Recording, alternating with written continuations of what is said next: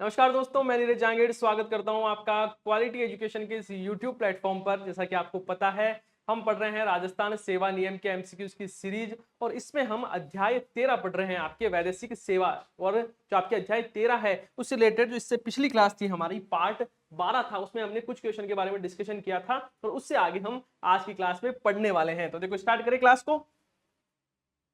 देखो, ये क्वेश्चन मैंने आपको पिछली क्लास में दिया था और मैंने पूछा था कि इसका राइट ऑप्शन कौन सा है। तो देखो, इसके बारे में हम बात करें तो लिखा हुआ है, यदि एक कर्मचारी 3 वर्ष से राजस्थान वित्त निगम में प्रतिनियुक्ति पर है और तत्पश्चात सीधे रिको में प्रतिनियुक्ति कर दिया जाता है तो नियमानुसार रिको में उसकी अधिकतम प्रतिनियुक्ति अवधि कितनी होगी। तो देखो, इसके हम आंसर के बारे में बात करें उससे पहले कुछ चीजें समझे कि हमने, आपको याद होगा, हमने नियम 144 क या एम क्या पढ़ा था। इसमें दिया हुआ था कि प्रतिनियुक्ति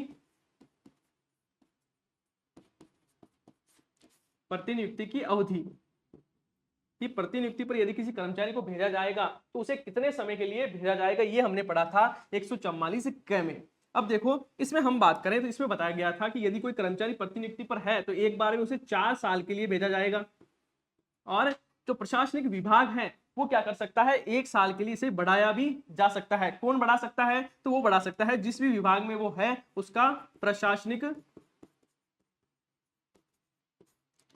विभाग, मतलब प्रशासनिक विभाग क्या कर सकता है, उसे 1 साल तक बढ़ाया भी जा सकता है। मान लो 4 साल पर प्रतिनियुक्ति के लिए भेजा है, 1 साल और उसका बढ़ाया जा सकता है। लेकिन एक चीज और क्या बताई थी मैंने कि ये जो 1 साल तक उसे बढ़ाया गया है, इस 1 साल में जो कर्मचारी है उसे क्या नहीं मिलेगा, उसे प्रतिनियुक्ति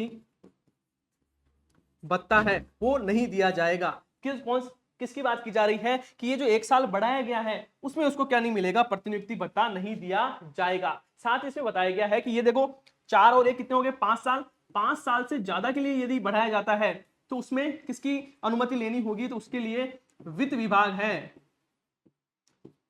वित्त विभाग की अनुमति लेनी अनिवार्य होगी। वापस समझना, वापस याद कर लो, एक बार रिवाइज कर लो सारी चीजों को। किसमें लिखा हुआ है, 144 क या जिसे हम क्या बोलते हैं ए, उसमें लिखा हुआ है कि प्रतिनियुक्ति की अवधि कितनी होगी। उसमें हमने क्या बताया गया है कि एक जो कर्मचारी है वो प्रतिनियुक्ति पे कितने समय के लिए जा सकता है, 4 साल के लिए जा सकता है और उसे 1 साल तक बढ़ाया जा सकता है। और वो 1 साल बढ़ाया जाएगा वो किसकी सिफारिश पर, तो जो प्रशासनिक विभाग है उसके अनुशंसा पर बढ़ाया जाएगा। और इस 1 साल में क्या नहीं मिलेगा, तो प्रतिनियुक्ति भत्ता इस 1 साल के लिए नहीं दिया जाएगा। और 5 साल से अधिक के लिए बढ़ाया जाता है, मतलब 4 और 4 प्लस 1 तो 5 तो हो ही गए, 5 से आगे की बात करें तब कौन बढ़ाएगा, वित्त विभाग की अनुशंसा पर बढ़ाया जाएगा।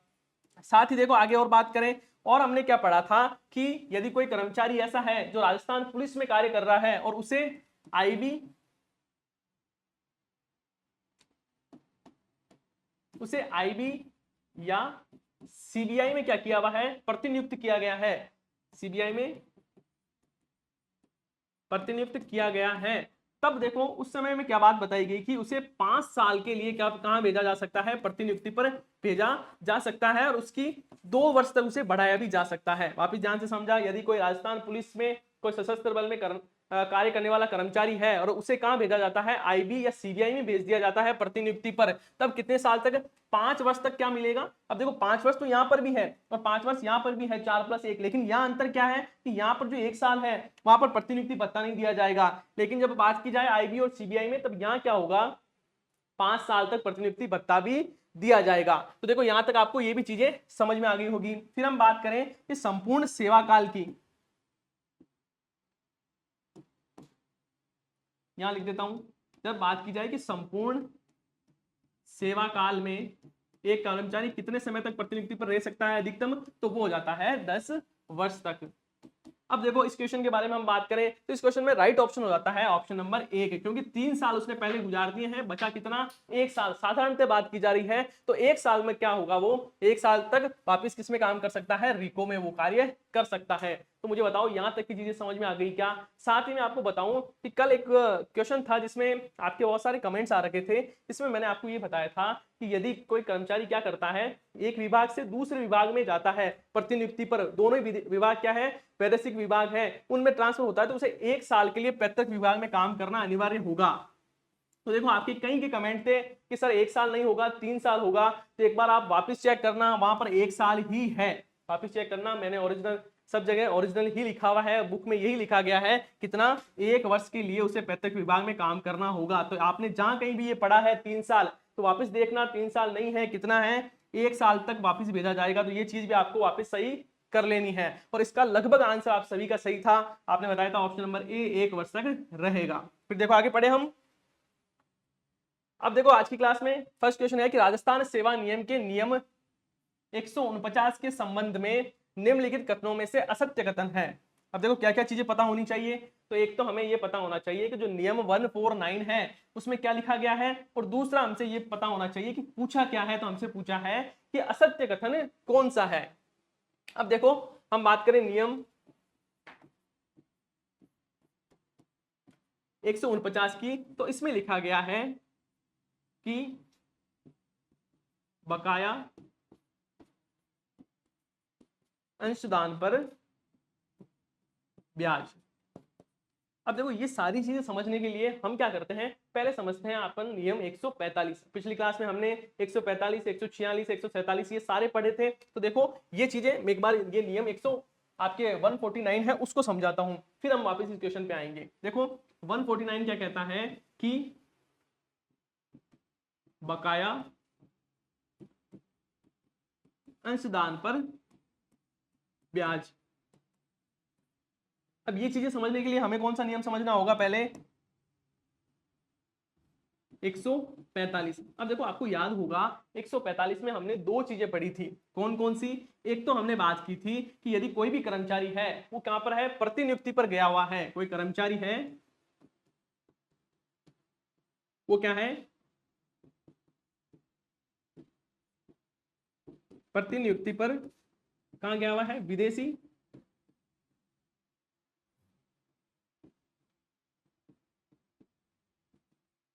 विभाग में। मतलब कोई कर्मचारी यदि प्रतिनियुक्ति पर वैदेशिक विभाग में गया हुआ है, तो वैदेशिक विभाग में जाने पर जो पेंशन अंशदान है, क्या पेंशन अंशदान है, वो किसके द्वारा दिया जाएगा, तो वो उस विदेशी नियोक्ता द्वारा दिया गया जाएगा। ये हमने किसमें पढ़ा था, 145 में। वापिस समझो 145 में हमने कल 2 चीजें पढ़ी थी। एक तो क्या कि यदि कोई सरकारी कर्मचारी है वो किसमें जाता है, वैदेशिक विभाग में जाता है, तो जो वैदेशिक नियोक्ता है उसके द्वारा पेंशन अंशदान दिया जाएगा। दूसरी बात हमने क्या पढ़ी थी कि जो पेंशन अंशदान है,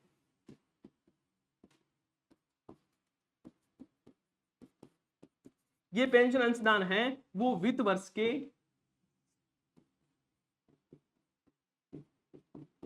वित्त वर्ष है उसके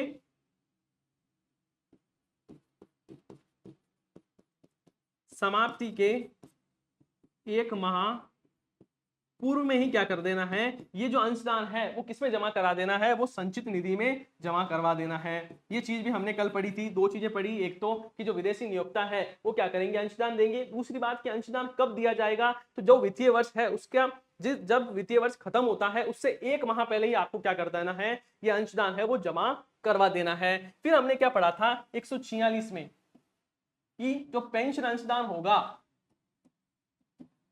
इस अंशदान की दर क्या होगी। तो हमने बात की थी ये जो पेंशन अंशदान की बात की जा रही है इसमें दर की हम बात करें तो इसमें यदि कोई कर्मचारी है उसका मूल वेतन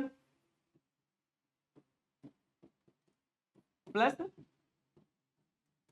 महंगाई भत्ता, इसका कितना 10% क्या होगा, अंशदान होगा। ये चीजें पड़ी थी। अब देखो हम वापस इसमें बात करें कि 149 में क्या कहा जा रहा है। अब इसमें कहा जा रहा है कि यदि क्या है कि जो विदेशी नियोक्ता है वो एक जो वित्त वर्ष है उसकी समाप्ति के 1 महीने पहले क्या नहीं कर पाती है, ये जो अंशदान की राशि तय की गई है कितना, तो मूल वेतन प्लस जो महंगाई भत्ता है उसका 10% ये नहीं दे पाता है, तब जो सारी जो है उनसे क्या किया जाएगा, ब्याज वसूला जाएगा। अब आपको समझ में आ गया होगा कि ये बकाया ब्याज किसकी बात कर रहे हैं, ये बकाया उस ब्याज की बात कर रहे हैं जब कहा गया था कि आपको क्या करना है, पेंशन जो मूल वेतन है प्लस उसका महंगाई भत्ता है उसका 10% आपको हमेशा जमा करवाना है। यदि मान लो क्या करता है विदेशी नियोक्ता है वो जमा नहीं करवाता है, तब क्या वसूला जाएगा, ब्याज वसूला जाएगा। और ये लिखा गया है 149 में।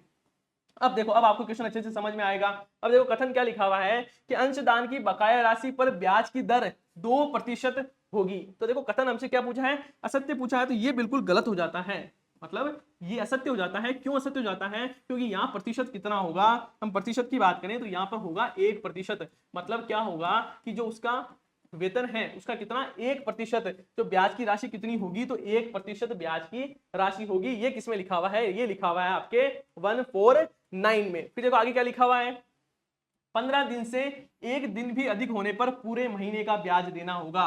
मतलब 15 दिन तक तो क्या है, छूट है। मतलब यदि 15 दिन लेट हो जाता है विदेशी नियोक्ता किसमें 10% की जो पेंशन अंशदान है उसे देने में, 10% 10 दिन होंगे तब तक तो उसे किसी प्रकार का ब्याज नहीं देना होगा। लेकिन 10 दिन से एक दिन भी एक्स्ट्रा हो जाता है तब क्या होगा, पूरे महीने का ब्याज देना होगा।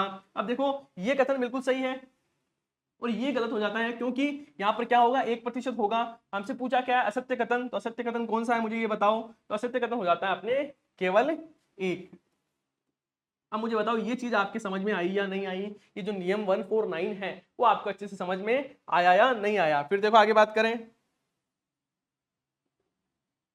आगे लिखा हुआ है कि यदि कोई कर्मचारी प्रतिनियुक्ति पर है, ऑन डेपुटेशन है, और आगे क्या लिखा हुआ है, डेपुटेशन पर ही क्या हो जाता है, अधिवार्षिक हो जाता है। मतलब क्या हो जाता है, वो रिटायर हो जाता है, उसकी एज हो जाती है रिटायरमेंट की, आयु प्राप्त कर कर सेवानिवृत्ति पर कार्य मुक्त हो जाता है। अब देखो कहां पर बात किया जा रहा है, प्रतिनियुक्ति पर ही। मतलब जब डेपुटेशन पर लगाया गया है उसे जिस विभाग में, वहीं पर क्या हो जाता है, उसकी जो रिटायरमेंट की एज हो जाती है, तो बोल रहा है कार्य मुक्त हो जाता है, तो उसके बकाया उपार्जित अवकाश के बदले नकद भुगतान। अब देखो हम बात करें उपार्जित अवकाश की, तो पीएल के बारे में हमने बात की थी और हमने क्या बोला था कि यदि कोई कर्मचारी रिटायर होता है तो उसे कितना मिलते हैं, 300 पीएल है वो उसका क्या कर सकता है, वो सरेंडर करवा के पैसे ले सकता है। अब देखो इसमें यहां क्या कहा जा रहा है कि यदि कोई कर्मचारी प्रतिनियुक्ति पर है और वो क्या हो जाता है, सेवानिवृत्त हो जाता है, उस समय ये पीएल का क्या होगा, पीएल कौन देगा? तो देखो कथन की बात करें, लिखा हुआ पैतृक विभाग द्वारा दिया जाएगा। ऑप्शन बी में लिखा हुआ है वैदेशिक नियोजक एवं पैतृक विभाग द्वारा आधा आधा दिया जाएगा।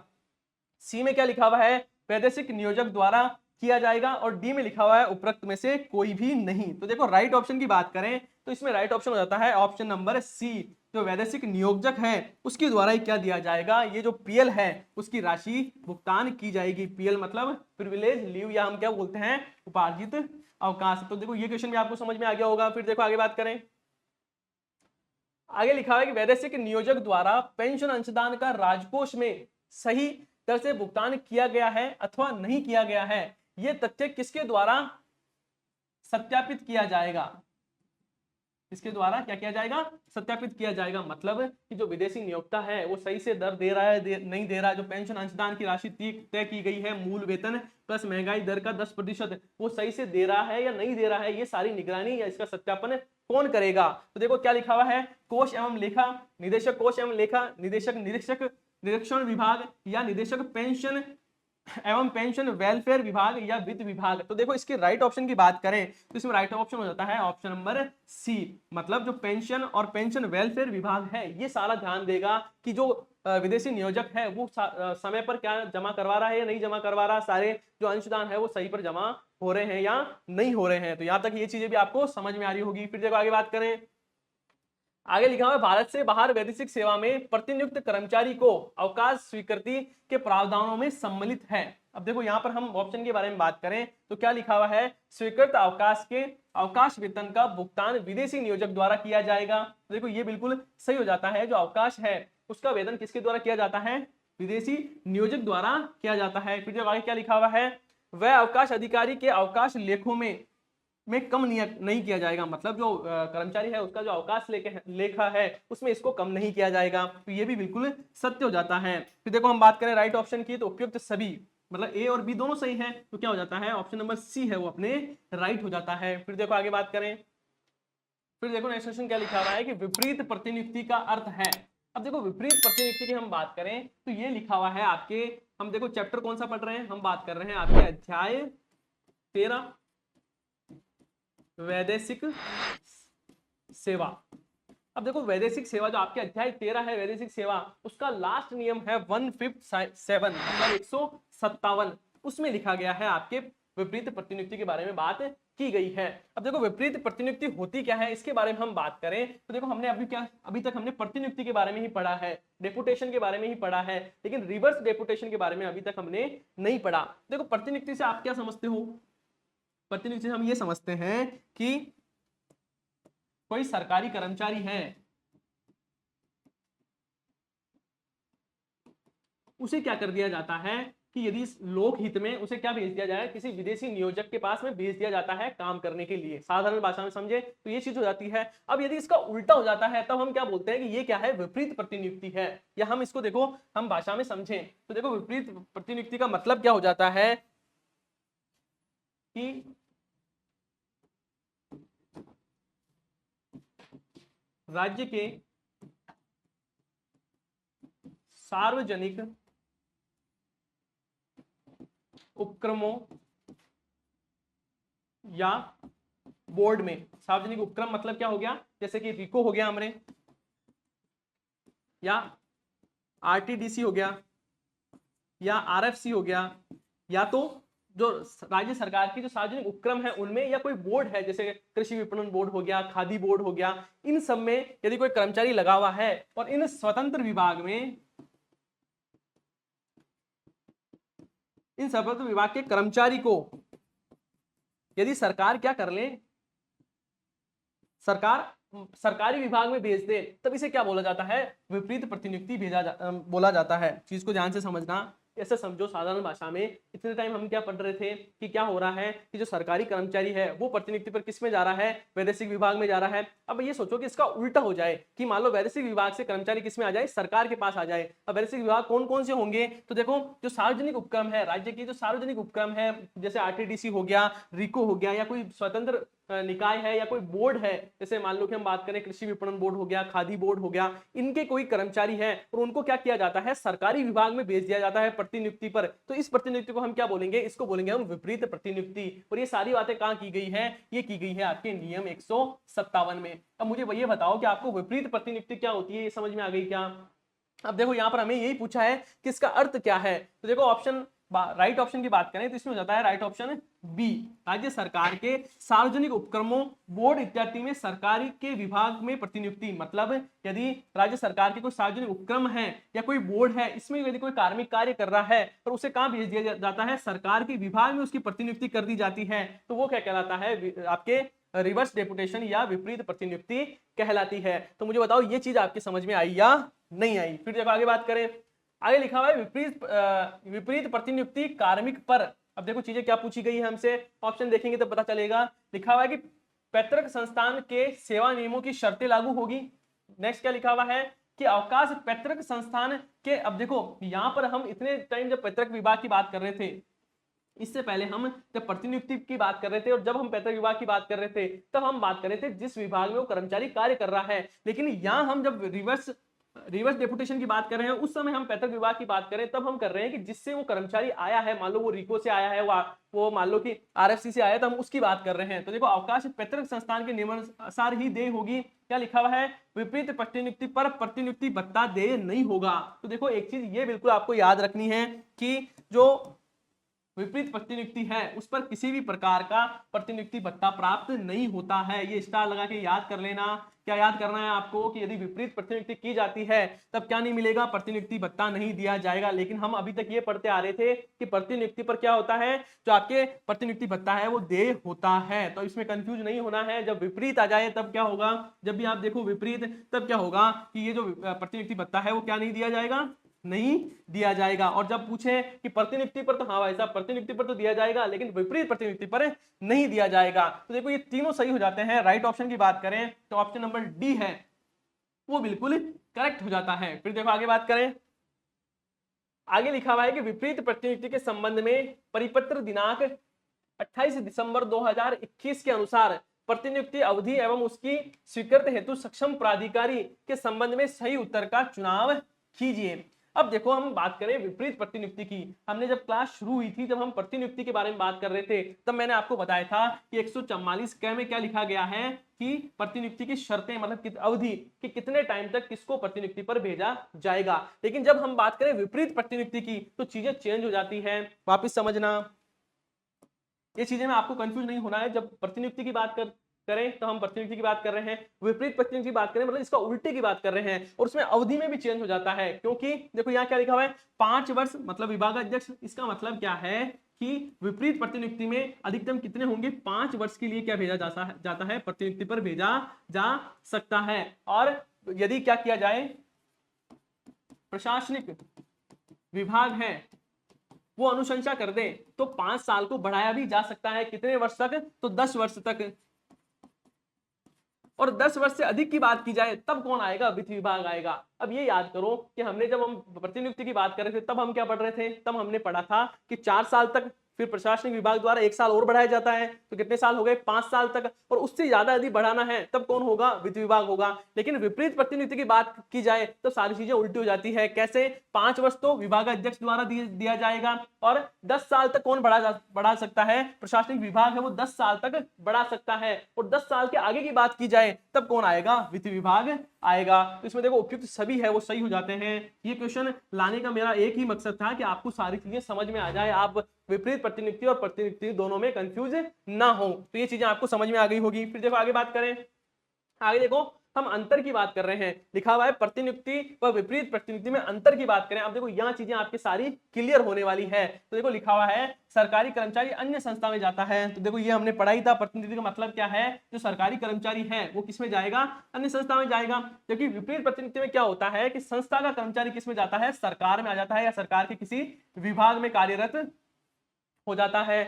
अब देखो हमने इसमें प्रतिनियुक्ति अवधि कितनी पढ़ी थी कि 4 साल प्लस 1 साल इसको बढ़ाया जा सकता है, लेकिन इस 1 साल में क्या नहीं मिलेगा, प्रतिनियुक्ति भत्ता है वो नहीं दिया जाएगा। साथ ही फिर हमने बात की थी कि इस 5 साल को यदि बढ़ाया जाएगा तो किसके द्वारा, प्रशासनिक विभाग द्वारा, और मैक्सिमम कितना होगा, मैक्सिमम सेवाकाल की बात की थी, तो वो हमने बात की थी 10 साल की। अब देखो विपरीत प्रतिनियुक्ति अवधि की बात करें तो बताया था मैक्सिमम कितना, 5 साल, उसे 5 साल और बढ़ाया जा सकता है प्रशासनिक विभाग द्वारा, और वित्त विभाग है वो कितना बढ़ा सकती है, उसे वित्त विभाग है वो 10 साल के लिए और बढ़ा सकती है। कौन बढ़ा सकता है, तो वित्त विभाग।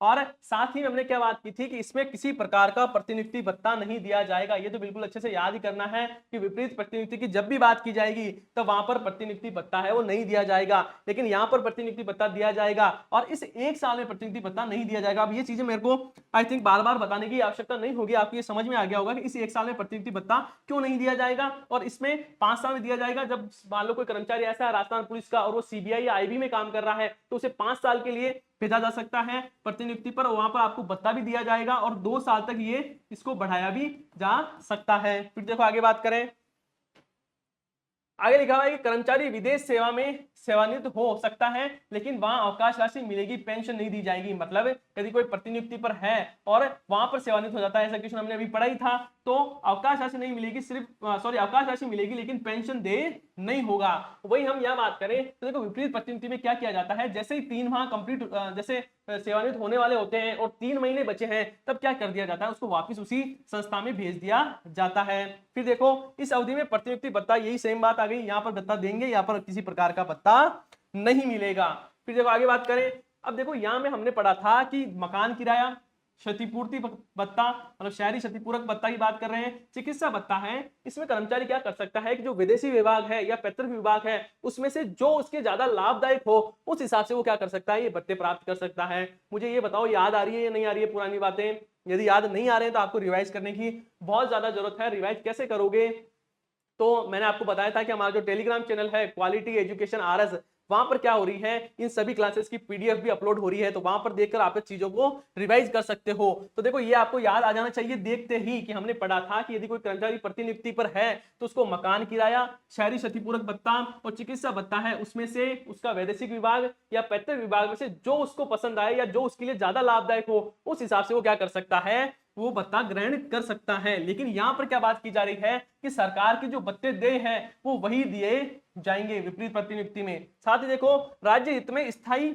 अस्थायी कर्मचारी को भेजा जा सकता है, मतलब विपरीत प्रतिनियुक्ति में यदि सरकार कोई कर्मचारी ऐसा है जो कि स्थायी है उसे भी प्रतिनियुक्ति पर भेजा जा सकता है, तो यदि कोई कर्मचारी ऐसा है कि वो क्या है अस्थायी कर्मचारी है तो उसे भी प्रतिनियुक्ति पर भेजा जा सकता है। लेकिन हम बात करें विपरीत प्रतिनियुक्ति की, तो उसमें क्या बताया गया है कि अगर कोई अधिशेष कर्मचारी हो तो उसे नहीं लिया जाएगा, मतलब अधिशेष कर्मचारी है तो उसे इसमें शामिल नहीं किया जाएगा। फिर देखो आगे बात करें, आगे देखो कर्मचारी को अन्य संस्था में समान या उच्च श्रेणी पद पर रखा जा सकता है। मतलब यदि प्रतिनियुक्ति में किसी कर्मचारी को भेजा जाता है, गवर्नमेंट एम्प्लॉय है, तो उसे या तो उसके समकक्ष या उसकी उच्च श्रेणी के पद पर ही उसे भेजा जाएगा। ऐसा नहीं है वहां पर उसको इसका डिमोशन कर दें, मतलब या तो उसके समान होना चाहिए, उसके समकक्ष होना चाहिए, या उसको यहाँ वहां पर क्या होना चाहिए, उसका उच्च पद होना चाहिए। लेकिन हम बात करें विपरीत प्रतिनियुक्ति की, अब यहाँ पर क्या हो रहा है कि अन्य संस्था का जो कर्मचारी है वो किसमें आ रहा है, सरकारी विभाग में आ रहा है। तो इसमें क्या बताया गया है कि कर्मचारी को समान या समान ना होने पर निम्न पद पर रखा जाएगा। मान लो या तो उसको समान पे भेजा जाए,